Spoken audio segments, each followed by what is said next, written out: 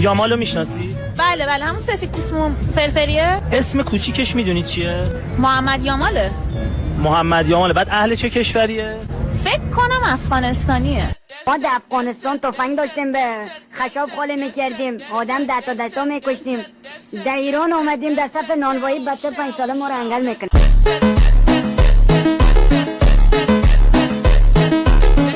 یامالو میشناسی؟ بله همون سفید پوست فرفریه. اسم کوچیکش میدونی چیه؟ محمد یاماله. محمد یاماله. بعد اهل چه کشوریه؟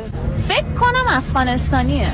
ما در افغانستان تفنگ داشتیم، به خشاب خاله میکردیم، آدم دستا میکشتیم. در ایران آمدیم در صف نانوایی، بچه 5 ساله ما رو انگل میکنیم.